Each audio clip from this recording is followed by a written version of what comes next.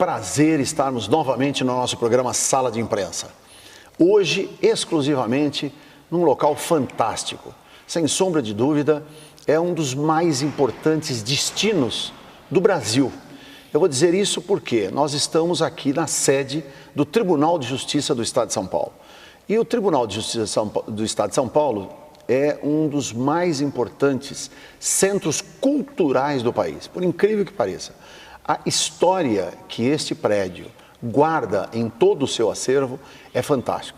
E não poderia deixar de ser, nós estamos aqui ao lado de uma das mais importantes figuras, chefe do Poder Judiciário, o excelentíssimo senhor desembargador Paulo Dimas de Bellis Mascaretti, presidente do tribunal, a quem nós acompanhamos seu árduo trabalho, a sua determinação e toda a sua eficiência à frente das questões da justiça no Estado de São Paulo. Presidente, prazer estarmos com o senhor aqui no nosso programa Sala de Imprensa. Prazer é todo nosso, doutor Sérgio. Prazer recebê-los aqui no nosso Tribunal de Justiça, aqui no Palácio da Justiça, um prédio histórico, para um dia especial que estamos aqui tendo a oportunidade de conversarmos. Muito obrigado.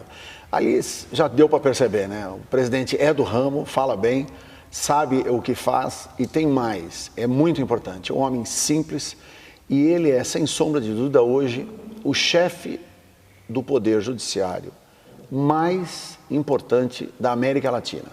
E aqui nós não estamos falando de questão de jogar confete ou uma pequena atribuição em razão da grandeza de tudo que isso representa. Vou explicar por que a você, nosso querido telespectador. O Tribunal de Justiça do Estado de São Paulo é o maior tribunal do mundo. Não é isso, presidente? É verdade, é o que se coloca, né? Nós temos hoje 360 desembargadores, exatamente.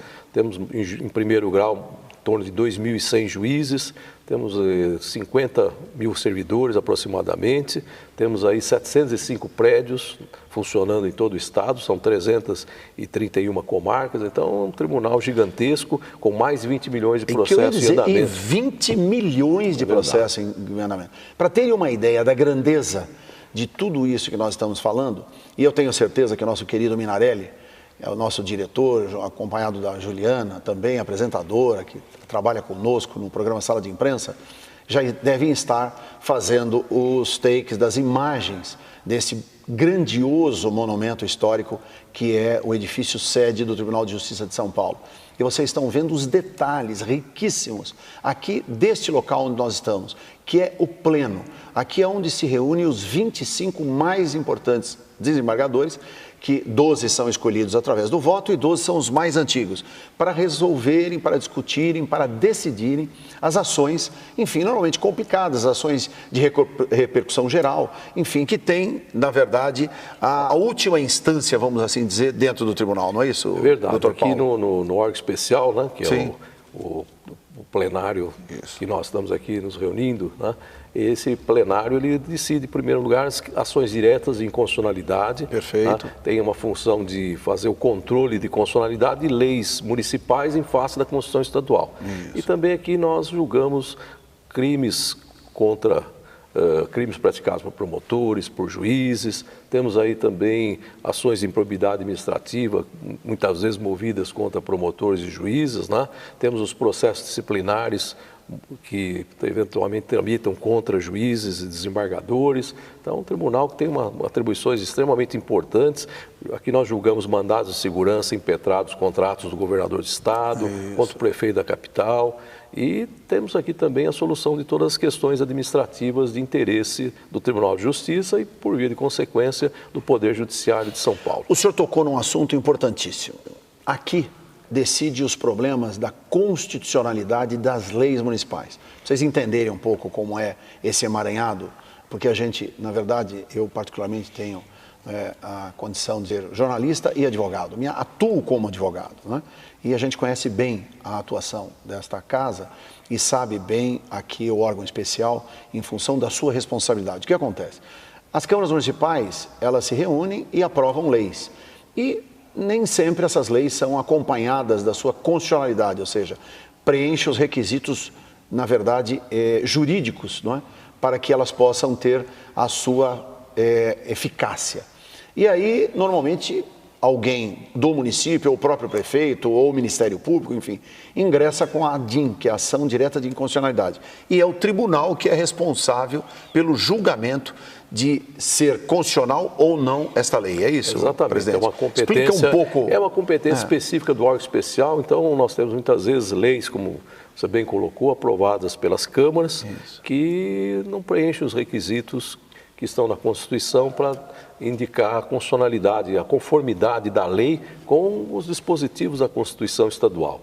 Então, aqui muitas vezes o Ministério Público, através da Procuradoria-Geral de Justiça, às vezes o prefeito, né, outros legitimados, né, vêm aqui ao tribunal apresentando uma arguição de inconstitucionalidade dessas leis. E isso é processado, é escolhido um relator dentre os 25 integrantes do pleno aqui, do nosso órgão especial, e na sequência nós temos o julgamento aqui, que tem aí uma repercussão importante, né, dentro de cada município. Perfeito. E tem também o julgamento daqueles gestores públicos, ou seja, prefeitos, que acabam incorrendo em crime de improbidade administrativa e também vem para cá, quer dizer, em última instância. Começa nos fóruns regionais, nos fóruns das comarcas das cidades e depois... Isso, vem para o tribunal, mas aí nós temos julgamento nas câmaras. Nesse caso, nas câmaras de direito público. Da seção de direito público. Ah, perfeito, entendi. Não, aqui há a oportunidade de essas discussões também virem quando existe alguma questão de repercussão? Quando há, por exemplo, podemos ter dentro de qualquer processo em tramitação nas câmaras, uma discussão sobre constitucionalidade de leis. E às vezes, se for apresentada uma arguição de inconstitucionalidade, isso for importante para o resultado do julgamento, então o desembargador tem que apontar a arguição para que seja julgada pelo órgão especial. Correto. Na verdade, nós, na nossa abertura do programa, falamos da grandeza e da importância de toda essa estrutura que é o Tribunal de Justiça. E o doutor Paulo, com toda a propriedade, explicitou aqui, inclusive numericamente, né, a quantidade de fóruns que tem por todo o estado de São Paulo, o número de funcionários públicos. E eu gostaria de saber o seguinte, doutor Paulo, vamos deixar um pouco de lado o nosso juridiquês para mostrar essa maravilha que é a estrutura desse prédio. Nós estamos aqui numa obra fantástica, né?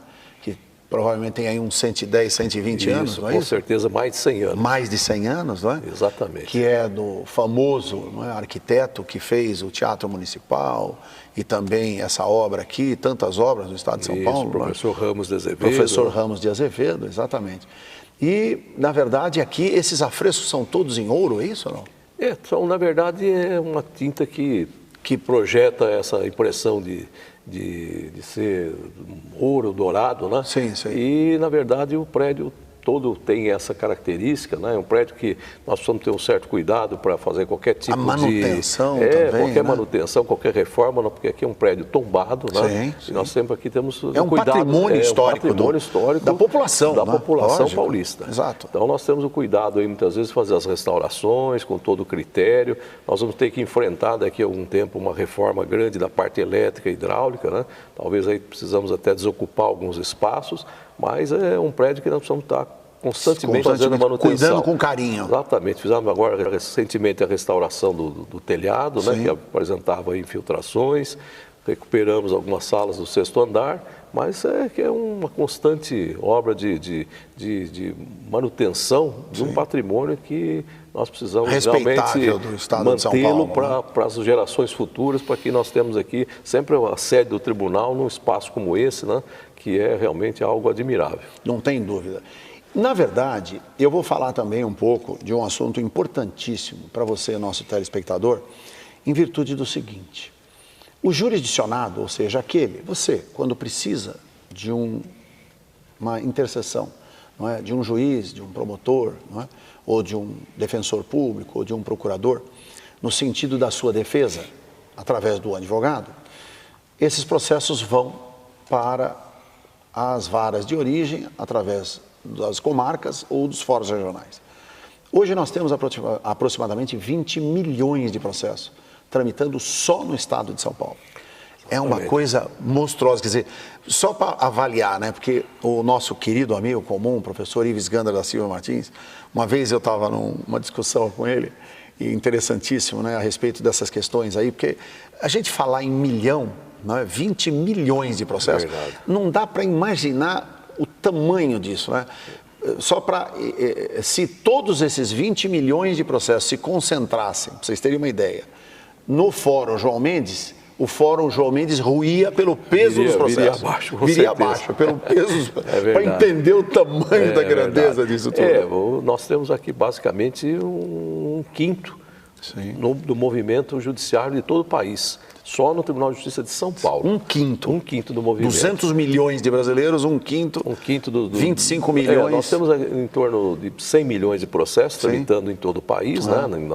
Nas justiças especializadas, na justiça comum.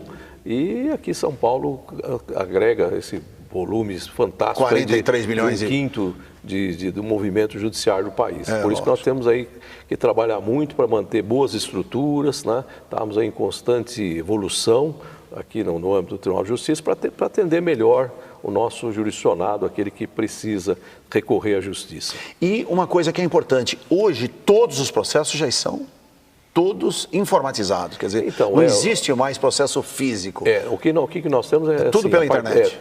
A partir do final do ano passado, todos os processos novos que estão ingressando aqui no Judiciário Bandeirante são em formato digital. Certo. Então, são processos eletrônicos. Nós temos os processos físicos antigos, né? Antigos, que ainda tramitam, né? E temos aí um volume grande ainda, mas gradativamente esses processos agora passam a ter o formato digital, o que vai ser um ganho enorme em termos de espaço físico, né? De estruturas e prédios. De agilidade também, Isso, né? E com certeza o processo digital é mais ágil, mais célere, né? Nós vamos ter uma eficiência maior no atendimento da população. No próprio Fórum João Mendes já tem, não é, algumas varas que estão totalmente digitalizadas. Isso, as varas novas que foram instaladas a partir do ano passado já estão todas com o processo digital. Que é muito bom, elas andam mais rápido. É verdade. Aliás, até uma coisa muito legal, né? Tem um espaço reservado para os advogados, para as pessoas que querem ser atendidas terem maior comodidade. Hoje essa possibilidade de termos um processo eletrônico facilita, inclusive, a consulta, né? Qualquer pessoa, né? Alguém que tem um processo tramitando na Justiça Estadual tem a possibilidade de consultar pela internet o andamento desse processo. Mesmo os processos físicos, o seu andamento acaba sendo colocado aí na internet, então é possível fazer a consulta. Até eu sempre recomendo às pessoas que têm um processo em andamento da Justiça que façam acompanhamento, que tenham a possibilidade de saber, né, onde o processo está parado, se está às vezes com o juiz, se está com o advogado, se está no Ministério Público, né, e até fazer o acompanhamento para saber direitinho as fases do procedimento. Qualquer pessoa pode fazer isso. Isso é importante. É verdade. Os processos, inclusive, que não têm públicos, os processos que não têm segredo de justiça, que são, por exemplo, processos que envolvam direito de família, outras questões que envolvem sigilo, né? Mas qualquer pessoa pode ter acesso a qualquer processo. Né? Então, isso é uma possibilidade. É uma forma de transparência também, né? Hoje em dia nós temos aí essa questão da publicização de todas as atividades do Poder Judiciário, né?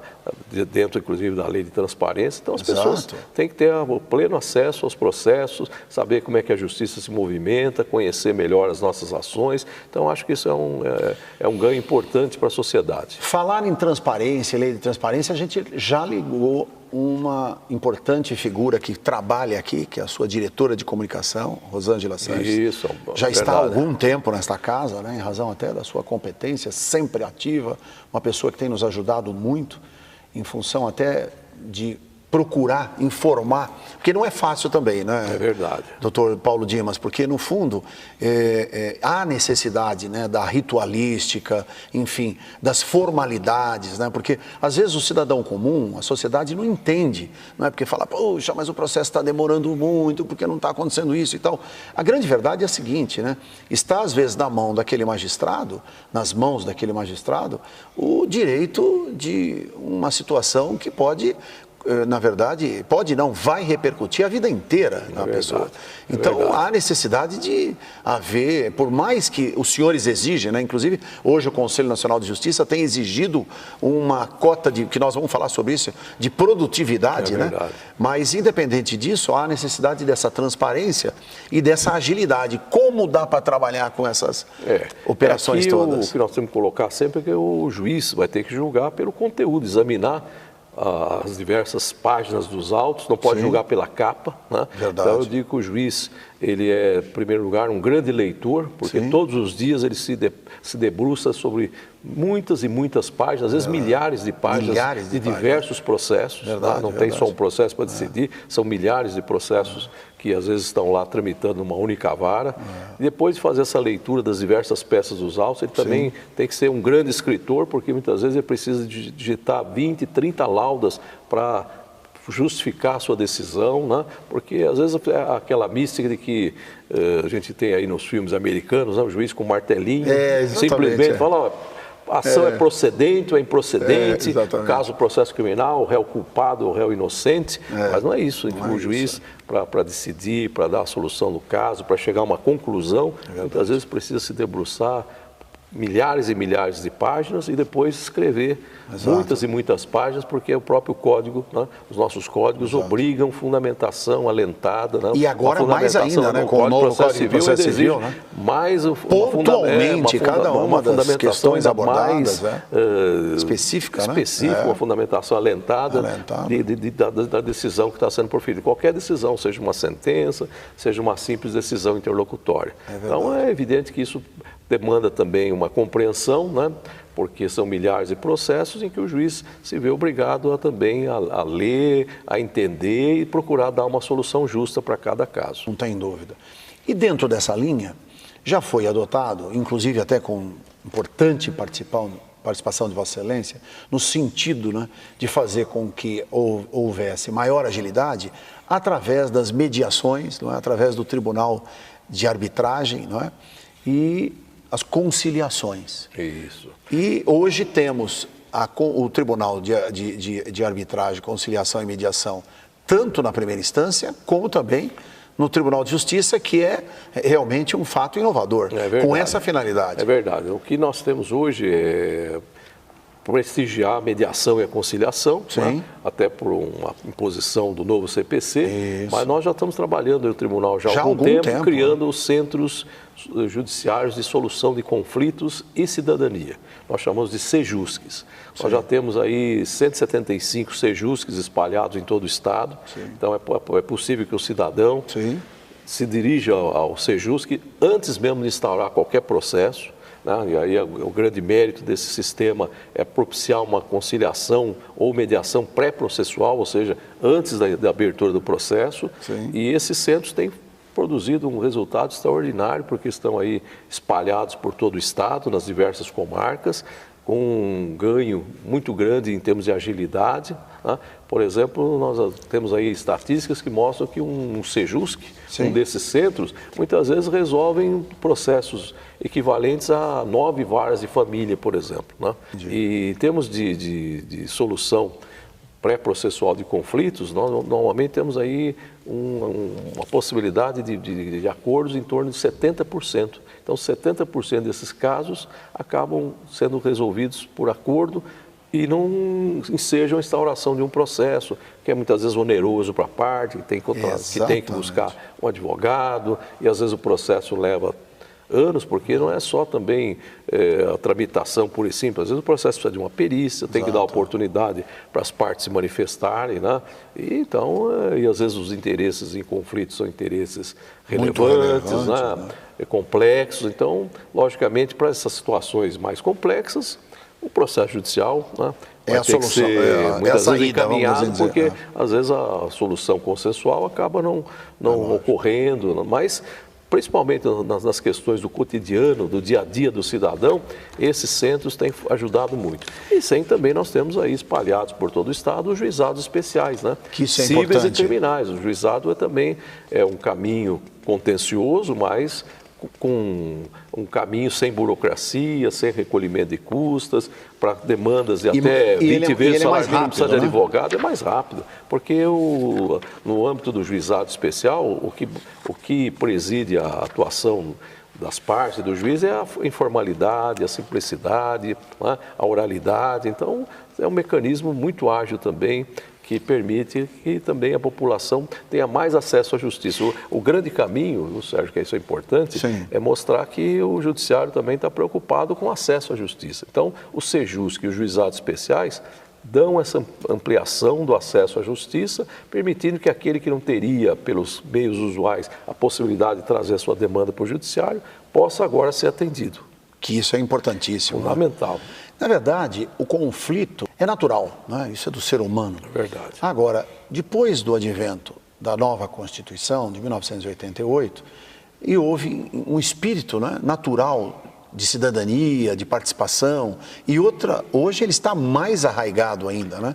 Mas a grande verdade é que a sociedade tem se manifestado e as redes sociais é uma realidade, não é? Porque hoje a pessoa, até pelo acesso à informação, ela conhece, sim, melhor os seus direitos, exato, né? E quer fazer valer os seus direitos, né? Então, principalmente hoje nós temos aí uma sociedade em que o consumo, né, as relações, exato, de consumo são cada vez mais intensas, e essas relações acabam gerando conflitos, né? E o judiciário tem que estar aparelhado para receber esses conflitos e poder fazer uma solução, dar uma solução com eficiência, né? Então é por isso que nós temos esses vários mecanismos, né? E estamos trabalhando para que, principalmente através da informática, a gente consiga dar celeridade ao andamento dos processos. Para aliviar um pouco essa pauta toda, né? Então, é verdade que se não houver solução amigável, consensual, nós vamos ter que chegar... esse é o princípio. Essa é a ideia, em princípio, é fomentar o diálogo. A gente fala que hoje nós estamos na era do diálogo. Não tenha dúvida. Temos que fomentar o diálogo entre as partes, entre os cidadãos, para eles que se entendam, né, e possam, numa mesa de negociação, estabelecer os parâmetros para resolver os seus conflitos de interesse. Mas se essa solução não vier, o judiciário vai trabalhar para que depois o juiz, numa sentença, no momento oportuno, possa dar a solução que vá ser uma solução justa, viável, né? E que vá de encontro justamente àqueles conceitos que nós temos aí de justiça, né? De realizar o bem comum. Não tenha dúvida. E principalmente dentro desse conceito do Tribunal de Ética, a Associação Paulista de Imprensa, ela também tem uma longevidade, né? Fundada por Guilherme de Almeida, né? Casper Libero, José Maria Lisboa, todos advogados, né? E jornalistas que atuaram, né, inclusive nesta casa. E à época, quando fundaram a associação, sempre tiveram um pensamento da informação, da comunicação, do direito da livre expressão, né, que é fundamental em qualquer sociedade democrática. Verdade. E nós, em função desse processo, né, nós temos o nosso novo estatuto, o Estatuto da Associação Paulista de Imprensa, que foi aprovado em 2012. E nós tivemos, até em função de uma própria início de trabalho aqui no tribunal, porque a época foi a reforma do Poder Judiciário, foi em 2008, foi isso? A PEC 45? Foi 2004. 2004, exatamente, 2004. E a gente já veio acompanhando de lá todo um processo, né, de modernização. É verdade. E que lá já se discutia a necessidade de ter a conciliação, a mediação, o Tribunal de Ética. E nós criamos o Tribunal de Ética, né, e Disciplina da própria entidade, com a finalidade de dirimirmos as questões presentes, né, dentro dos meios de comunicação, ou seja, das empresas de comunicação, dos jornais, das emissoras de rádio e tal. Ainda é uma coisa que está caminhando, porque no fundo é assim, tudo que é novo, não é? Mesmo que seja de 2012, né? 4 anos, ainda não tem, não é, um conhecimento, mas já fizemos algumas coisas e tal, mas eu acho importantíssimo. Já conseguimos dirimir problemas que, na verdade, pareciam vultosos e quando você coloca as pessoas na mesa e que você passa a falar a mesma linguagem, porque é importante também levar conhecimento do nosso telespectador, o conciliador não precisa ser nem um juiz, nem um promotor, nem um advogado e tal. O conciliador é qualquer um da sociedade. É uma pessoa que tenha bom senso, tenha discernimento, né? Exato. Que tenha vivência, né? Exato. Que possa... E que tenha confiança das partes, que né? possa conduzir o entendimento, né? Que esse é que eu acho que é o a melhor. Pessoa que tem um dom justamente para conciliar, para levar as pessoas a um bom entendimento, né? Isso é fundamental. Essa é a grande linha, né? Mas complementar a Associação Paulista de Imprensa, que tem uma história, né, de defesa da liberdade de expressão, da comunicação, né? Nós prezamos muito a comunicação, né? Você falou agora há pouco da Rosângela Sanches, que é a nossa assessora de imprensa. Uma grande jornalista. Muito competente, reconhecida aí, toda a área jurídica e também externamente. O que nós temos investido muito é também em comunicação. Nós estamos trabalhando para que a nossa comunicação seja mais acessível à população, mostrar melhor as ações do judiciário, o que é o judiciário, como ele trabalha, né? Então nós até adicionamos a assessoria de imprensa, uma profissional de marketing. Ótimo. E nós vamos agora fazer campanhas aí positivas, mostrar como a justiça ela influencia a vida das pessoas, como transforma muitas vezes a vida das pessoas, né? Então, agiliza a vida das pessoas. São casos reais que nós temos aí que mostrar, né, daquilo que a gente realiza todos os dias, porque eu digo sempre que às vezes as pessoas não têm uma dimensão do trabalho que o judiciário desenvolve, principalmente o judiciário estadual, né? Então, nós temos aqui que lidar com as questões de família, as questões que envolvem infância e juventude, o meio ambiente, né? Nós temos que trabalhar com a proteção do meio ambiente. Fundamental. Temos que reprimir hoje a violência doméstica, então nós já temos aí varas especializadas, juízes trabalhando diuturnamente em favor dessa causa, né? Nós temos aí... Inclusive é importante falar, isso já tem há muito tempo, mas também os juízes que ficam de plantão, não é? Pois é. Isso é importante. O trabalho do judiciário é 7 dias por semana. Né? Você vê essa ideia de ter os juízes dentro dos estádios, nos jogos, também é uma iniciativa muito importante do tribunal. Temos aí o juizado do torcedor, nos estádios, exatamente, para fazer observar o estatuto do torcedor. Exato. Então, temos agora a presença também dos juizados nos aeroportos. Né? Outra medida fantástica. Nós temos aí, na verdade, trabalhado para que a justiça esteja mais próxima do cidadão, né? E o judiciário estadual tem um papel fundamental. Quantas que nós estávamos falando há pouco das questões que envolvem o direito do consumidor, né? São questões do dia a dia de cada um de nós. Então nós temos que estar preparados com uma estrutura adequada. O duro que nem sempre nós temos os recursos necessários para que a gente possa evoluir. Mas nós estamos trabalhando hoje com a qualificação dos servidores, né?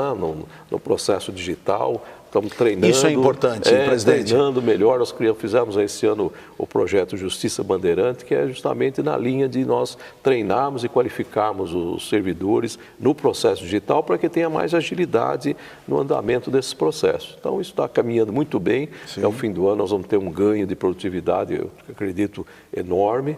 E vamos evoluindo, repondo os servidores que estão saindo, vem gente nova, estamos procurando também treiná-los adequadamente. Então, estamos aí investindo em instalação de algumas novas varas, mas, por outro lado, também estamos procurando dar estrutura de trabalho para os juízes, né? Porque hoje o juiz, com o processo digital, ele tem que ter uma estrutura de gabinete melhor, né? Então, encaminhamos vários projetos à Assembleia Legislativa aqui do Estado para fazer um quadro adicional de assistentes para melhorar a produtividade dos juízes de primeiro grau.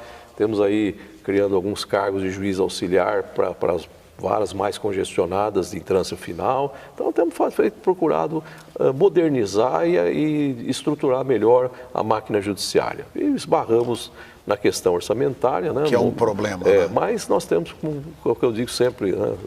Também a Rosângela coloca sempre isso, nós temos que, com criatividade, né? E com a motivação do nosso quadro, suprir essas dificuldades que essa crise traz para todo o serviço público. Não tenha dúvida. Quanto à questão hoje organizacional, né? Nós temos um tribunal que está procurando atender às necessidades da sociedade através de ações pontuais, não é? Como essa que foi colocada, da gestão, da informatização, do processo de qualificação também, que é importante dos funcionários, porque também não adianta, você informatiza e não qualifica, não vão acompanhar a evolução do processo. É verdade. Né? Mas independente disso, presidente, o que o senhor acha que nós precisaríamos, dentro da sua visão? Porque o senhor tem uma coisa, né? O senhor é um homem que tem, assim, podemos dizer, dentro do histórico, né? Um perfil de alguém até interessante, porque eu diria que o senhor é um workaholic do sistema judiciário. Por quê? Porque o senhor veio da iniciativa privada, né? Quando jovem ainda, tinha um escritório de contabilidade, de seguros, né? De uma corretora de seguros. Com comércio, um pequeno comércio de copiador, meu pai era contador, também muitas vezes o auxiliava, né? Exatamente, quer dizer, e depois ingressou na vida jurídica, não é? Mas teve também um trabalho sempre atuante, porque eu me lembro, né? Ainda quando recém-formado, a sua atuação sempre foi, você passou por várias entidades, sempre... Nós tivemos um trabalho institucional muito grande na Associação Paulista dos Magistrados. Então a nossa visão sempre foi de procurar, de alguma maneira, contribuir. Não, e revolucionou a associação. Melhorar o serviço judiciário, e a gente ser na associação o braço político do Tribunal de Justiça. Então nós fizemos muitas ações. Porque na época era sempre aquela coisa, né? Enfim, o próprio tribunal mantendo as suas tradições e tudo mais, não que houvesse nenhum ferimento do seu procedimento organizacional, mas não existia, né, uma atuação política. E quem realmente teve a coragem de invadir esse processo, de aproximar os magistrados, né, da classe política, dos outros segmentos da sociedade, da própria OAB, do Ministério Público, enfim, fazer essa união foi o senhor. Nós tivemos sempre assim, a preocupação de fazer uma interlocução com o Legislativo, com o Executivo, com os tribunais superiores, né? E o Legislativo, inclusive, a nível federal, porque hoje nós temos aí muitas leis que interferem diretamente no funcionamento da justiça. Né? Então, nós temos que estar atentos, né? Participando. E leis são aprovadas no Congresso Nacional. Pois participando das discussões, né? No âmbito federal. Se não tiver um trânsito com os deputados federais aqui e não tiver um trânsito com os deputados federais de outros estados, você não consegue convencer, não adianta. Aí é um jogo político. Né? Nós temos aí, a todo tempo, reformas pontuais nos códigos. Nós temos também leis que afetam a estrutura de administração da justiça de um modo geral, dos tribunais. Então nós temos que estar sempre em contato, inclusive com o Supremo Tribunal Federal. Hoje nós temos o Conselho Nacional de Justiça, nós temos que ter um relacionamento direto, né, aberto, um relacionamento constante, porque lá são produzidas resoluções que interferem diretamente no funcionamento dos tribunais. E nós temos que estar também fazendo essa interlocução e contribuindo, né, fazendo com que também as peculiaridades de cada tribunal sejam consideradas nas resoluções, nas normas que são editadas constantemente pelo CNJ. Então nós temos que estar sempre fazendo essa interlocução. Principalmente agora na função de presidente do tribunal, a gente tem uma função até de estadista, que a gente tem que estar fazendo esse contato externo, né? Inclusive com a própria sociedade, fazendo a comunicação, né, das nossas ações. Né? Nós temos aqui mecanismos, ouvidorias, tem uma série de situações que as pessoas podem se dirigir, né, à presidência do tribunal, podem se dirigir à corregedoria, podem se dirigir cidadão comum. É importante aos setores de comunicação do tribunal, para trazer muitas vezes as suas dificuldades, fazer consultas. Nós recebemos aí diariamente, né, críticas, sugestões e às vezes elogios, mas enfim, nós temos que estar fazendo esse contato permanente com a sociedade para nós sabermos como temos que conduzir a administração. Né? Perfeito. Inclusive, ouvindo as palavras do senhor, me veio aqui uma reflexão a respeito do seguinte: nós precisamos também estar atentos em função do próprio crescimento demográfico, não é? É verdade. Nós temos hoje um crescimento ainda, não é? Com todos os problemas, não é? De um país recessivo e essas situações todas, que isso decresce, não é? A questão dos investimentos e, por outro lado, também a questão, não é, do próprio crescimento. mas a população continua ativa, quer dizer, continua crescendo, nascendo, e aí cada vez mais problemas, e o próprio tribunal tem que acompanhar tudo isso, né? Tem que ter... a sociedade está cada vez mais complexa, né? Nós hoje temos discussões até nesse ambiente digital que nós não imaginávamos há 20 anos atrás, né? Verdade, então hoje nós temos todas essas... Os crimes digitais? Pois é, temos aí, né, todo esse relacionamento de mídias sociais, todas essas redes, tudo isso também gera conflitos, né? Hoje nós temos que estar... E, por outro lado, também temos que aproveitar todos esses novos instrumentos também para melhorar o nosso trabalho, melhorar a nossa estrutura, melhorar o nosso conhecimento, né? Então nós temos que ter, a gente sempre diz que o juiz, o desembargador, tem que ter um aprendizado constante, tem que estar aberto a aprender, a ouvir, né? Então não ficar mais fechado num gabinete isolado, né? Então hoje nós temos que ter uma participação, uma presença, né? E a gente tem aproximar, estreitar o caminho entre o Poder Judiciário e a sociedade. Exatamente. E a gente tem feito aqui nesse trabalho que a gente chama de gestão participativa, um contato direto, né? Além de contato direto com a AB, né? Que é uma parceira do tribunal, com o Ministério Público, que também é uma instituição de extrema relevância para a administração da justiça. Hoje nós temos também a Defensoria Pública a Defensoria que foi instalada, se afirmando, né? A defesa dos necessitados, a defesa do bem comum. Então nós temos que assistência judiciária. Nós temos que estar trabalhando com todos esses operadores do direito, temos que também estar trabalhando em sintonia com o nosso quadro pessoal, que é um quadro grande, né? Então nós temos que estar aí numa situação de agilidade, por isso que esse trabalho também nós fazemos visitando, né? Constantemente as comarcas do interior. Nós temos hoje o Estado, em termos de judiciário, dividido em regiões administrativas. Sim. Então nós temos 10 regiões administrativas. E nós agora vamos completar os 645 municípios. Na verdade, porque também não tem comarca. Não temos fóruns em todas as comarcas, porque às vezes tem cidades pequenas, que não justificam a estrutura de um fórum. Ainda mais hoje no ambiente digital. Mas nós temos, por exemplo, 332 comarcas aproximadamente do estado inteiro. O estado inteiro, dividido em 10 regiões administrativas. Muitas vezes as comarcas também agregam mais de um município. E o Estado, essas comarcas estão divididas em regiões administrativas. Então nós temos feito reuniões em cada região, reunimos lá os juízes das diversas comarcas, reunimos os servidores, mantemos o entendimento com a AB, com o prefeito ou prefeitos das diversas cidades. Então nós temos feito esse trabalho de estar presente, conhecer as dificuldades e os problemas de cada comarca, de saber o que nós podemos de início agir e resolver esses problemas, essas dificuldades. Então é um trabalho de contato direto, permanente, né, com os juízes, né, com os servidores, com a sociedade, no local onde a justiça está presente. Então, e por outro lado, recebemos aqui diariamente comitivas que vêm das diversas comarcas, às vezes vem lá o prefeito, o deputado que tem lá a sua base política naquela comarca. Reivindicar vem alguma situação. Vem os juízes, vem representantes, às vezes, das entidades, dos servidores, para discutir a situação da comarca, a necessidade de servidores.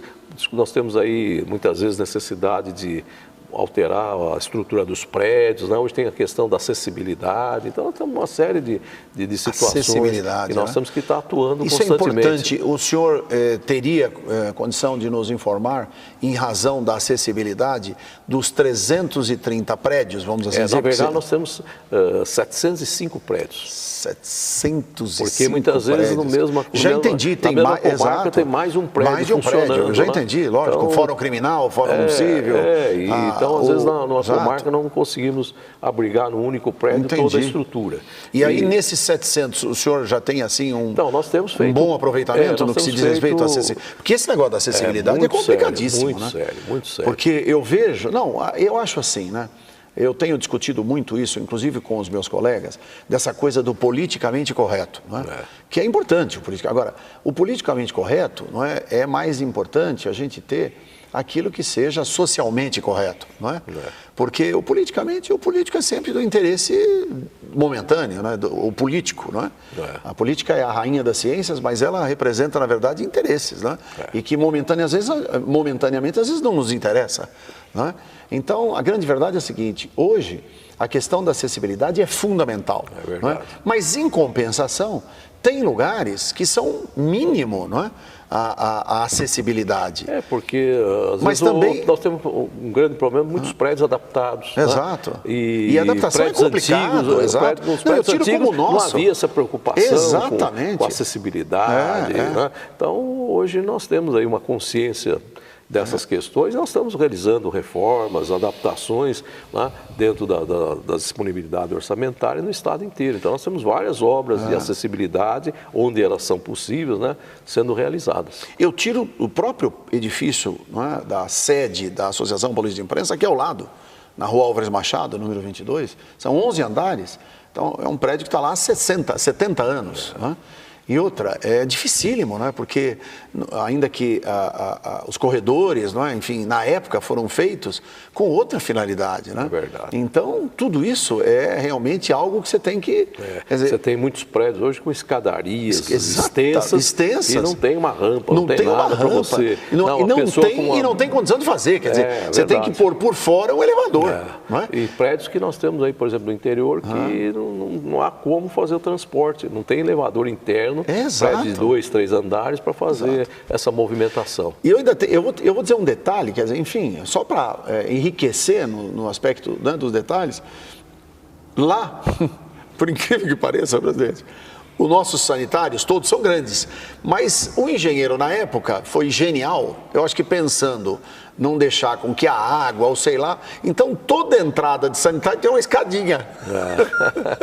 Então, como é que você... Ou você nivela, não é, todo o piso para ter acesso, mas não, o que nós fizemos? Nós tivemos que adaptar, não é, para ter pelo menos, não é, 2 sanitários com a possibilidade de atender as necessidades dos portadores de necessidades especiais. Né? É um problema. Então, mas enfim, faz parte do show, né? Hoje é a evolução de tudo que a gente tem, né? Nós estamos discutindo hoje nós temos que também. pensar também na sustentabilidade. Né?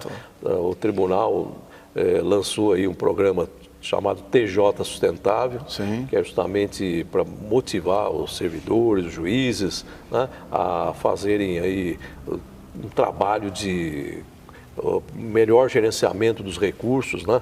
Por exemplo, da água, da luz, do material descartável, da telefonia. Então, nós temos aí também desenvolvendo uma campanha nesse sentido.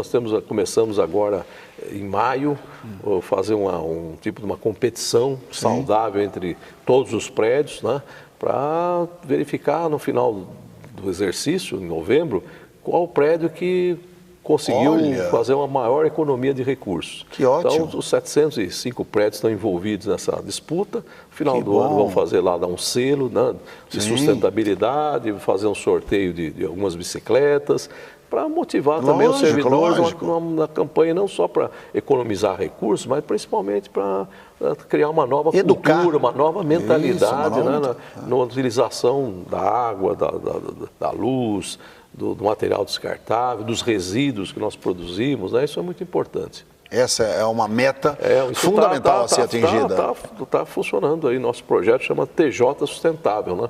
É um projeto muito interessante. Então, na verdade, essa conversa toda que nós estamos tendo com o presidente do Tribunal de Justiça de São Paulo, doutor Paulo Dimas de Bellis Mascaretti, o que nos dá uma honra muito grande, em função até dessa facilidade, né, dessa colocação didática que o presidente está expondo aí a todos os nossos telespectadores. Eu, na verdade, gostaria de aproveitar e fazer algumas reivindicações aqui no ar, que são importantes. Presidente, hoje nós temos uma dificuldade muito grande, que nós falamos sobre a comunicação, na comunicação visual. Por quê? Porque, na verdade, eu sei, tudo isso, o senhor está falando, são 700 prédios, quer dizer, qualquer coisinha que vai se falar, você está falando em milhões de reais, não é? Mas seria interessante, e eu sei também que o senhor elencou, não é? A própria Rosângela estava me explicando, algumas prioridades. Eu penso que uma das mais importantes prioridades, não é, seria a sinalização visual. O que é? Veja, quando o senhor entra num prédio de qualquer tribunal, de qualquer fórum, aqui o senhor tem a oportunidade de vislumbrar aquelas placas enormes, com aquele monte de nome, que é impossível. O que eu fico pensando é o seguinte: graças a Deus, nós estamos jovens, né?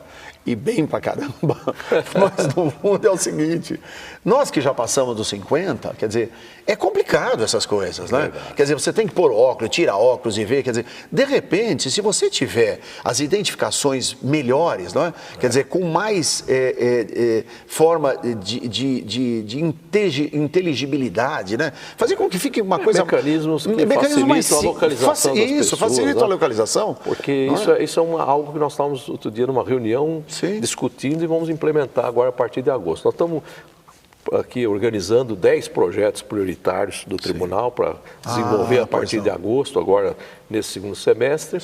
E um dos projetos é justamente sinalizar melhor os locais. Exatamente. Dizer lá para a pessoa onde ela se encontra, o horário de funcionamento. Isso. Né? E dentro do prédio, né? Do próprio prédio, quer dizer, primeira vara civil, primeira não sei o que, já ter as indicações.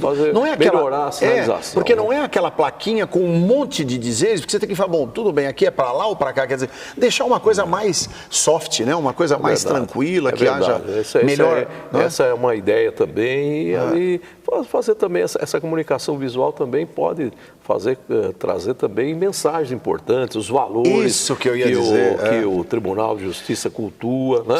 Quais são os nossos objetivos, né? Falar um pouquinho do nosso planejamento estratégico. Também. Então essa é uma comunicação que a gente tem que ter com quem está lá no dia a dia, no fórum, os usuários do nosso serviço judiciário, tem que ter também essa informação. Eu acho que teve, na verdade, a criatividade, alguém da vara lá, porque, ou quem sabe se foi do tribunal, parabéns para o tribunal, mas eu um dia desses, visitando uma das varas, eu vi aqui, nesta vara atuou o desembargador Sidney Sanches, que foi o presidente do STF. É verdade. Então eu acharia muito interessante, até para a história, porque se o jovem acadêmico está ali, quer dizer, colocar, porque eu tenho certeza, o senhor mesmo, já, se Deus quiser, vai estar no STJ, no STF, quer dizer, e passou pelo tribunal, quer dizer, o senhor tem uma caminhada para chegar até aqui, o senhor teve em várias varas, em várias comarcas, quer dizer, inclusive no próprio, lá em Arujá, não é?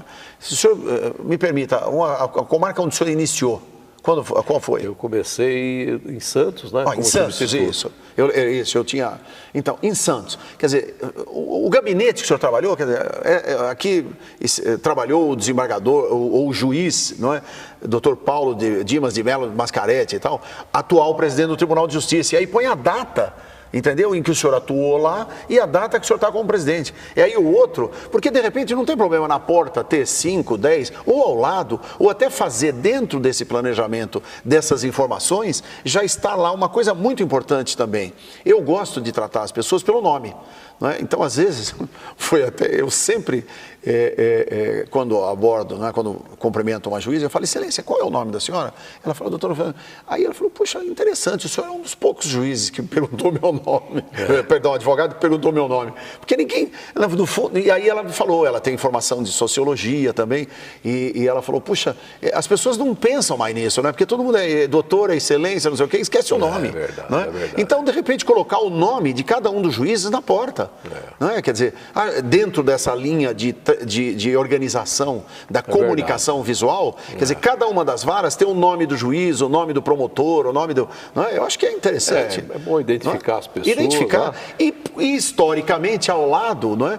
Porque um ministro que foi o presidente do Supremo Tribunal Federal, isso enaltece o Poder Judiciário, porque o cara fala, até para o juiz que está funcionando ali, né? Porque às vezes o juiz fala, puxa, eu estou sentado no meu... Como eu, com todo respeito, né, o meu trabalho é pro bono para a Associação Paulista de Imprensa, mas eu fico... Um dia, eu estava até discutindo com um colega, que ele falou, porque nosso elevador lá, eu falo também, mas parece que nosso elevador é velho, todo carcomido, né, que precisa ser modernizado e tal, mas a gente não tem verba para modernizar. Mas eu falo, gente, sabe, nesse elevador já subiu o Assis Chateaubriand, não é? O Guilherme de Almeida. É verdade. Quer dizer, nós temos que valorizar isso. Grandes quer dizer, figuras. Figuras que fizeram parte da história desse país. Quer dizer, aquela bandeira que está ali, o símbolo, o brasão da cidade de São Paulo foi o Guilherme de Almeida que fez. Verdade. Quer dizer, então, ele tem história, não é?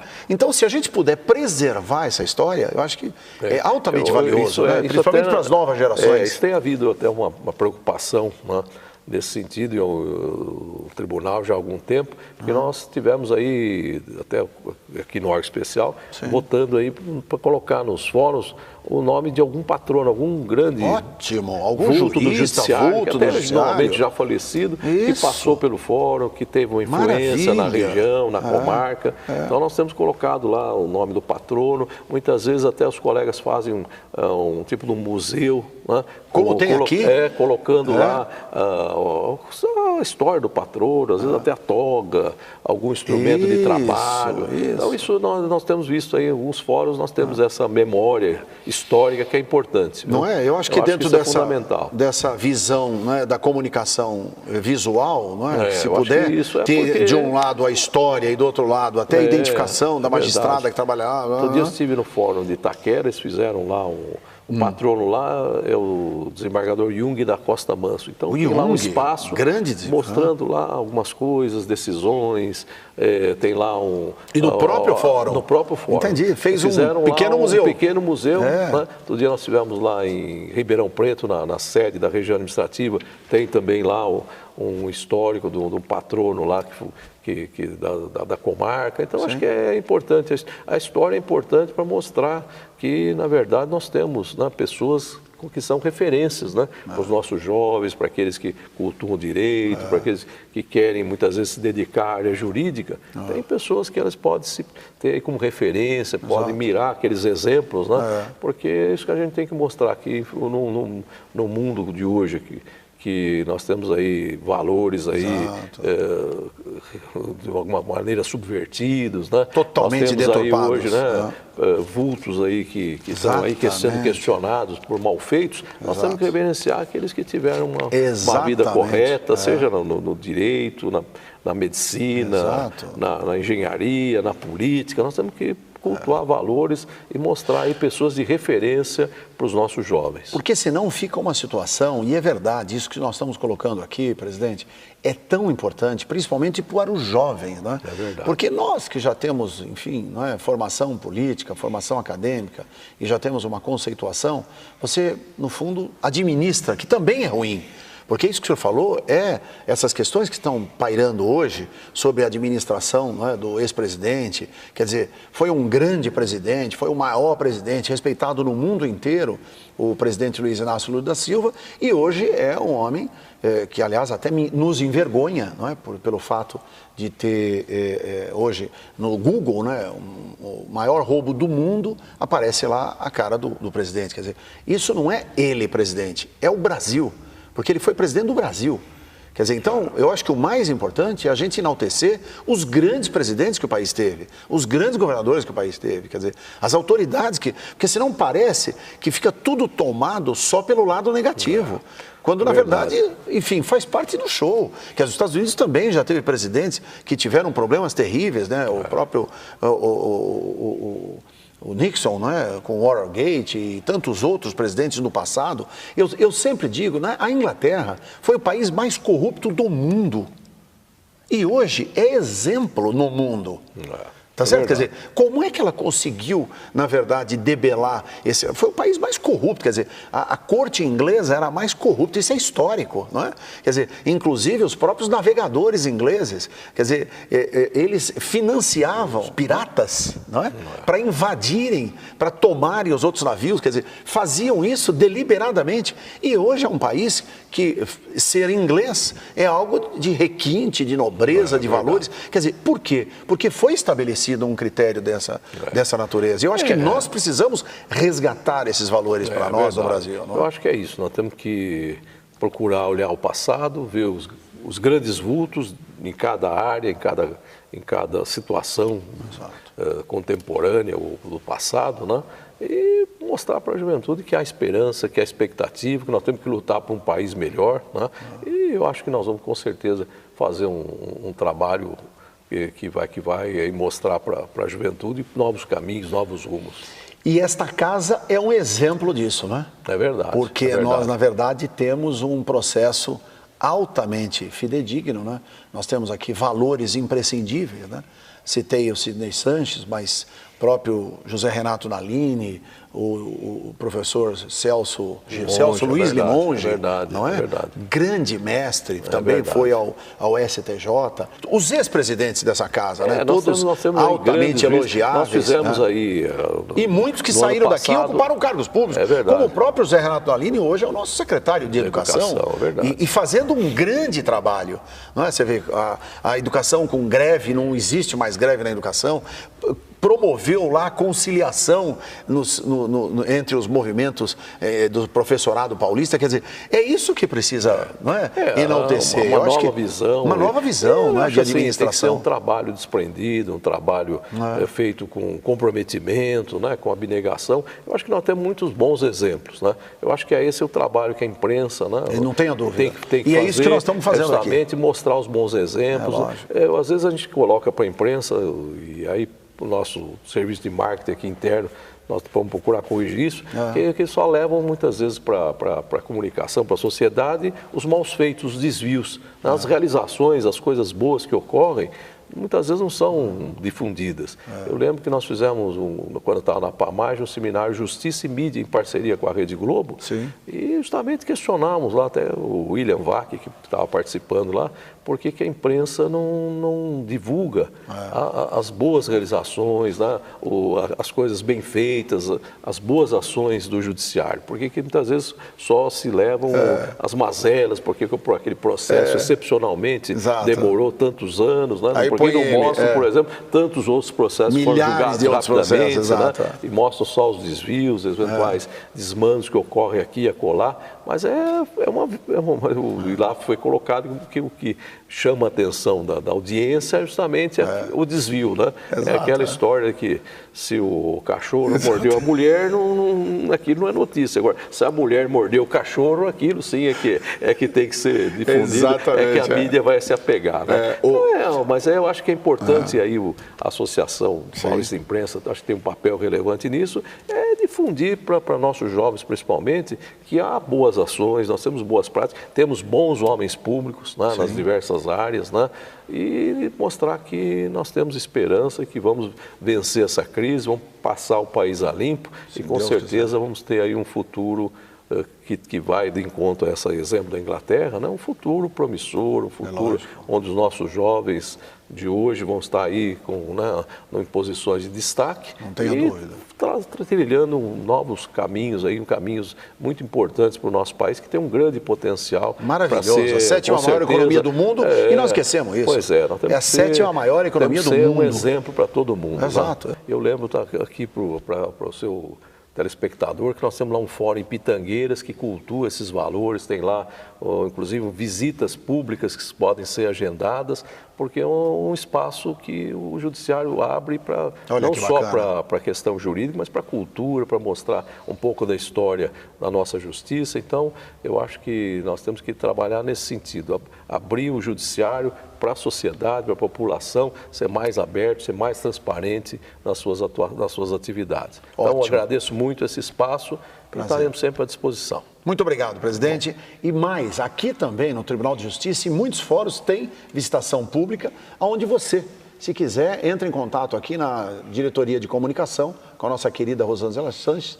que vai encaminhar aí a oportunidade de alunos, enfim, de pessoas que queiram visitar essa monumental obra arquitetônica e que é a sede do nosso Tribunal de Justiça de São Paulo. Muito obrigado pela sua atenção. Sala de imprensa, nós temos obrigação de comunicar com ética, qualidade e profissionalismo.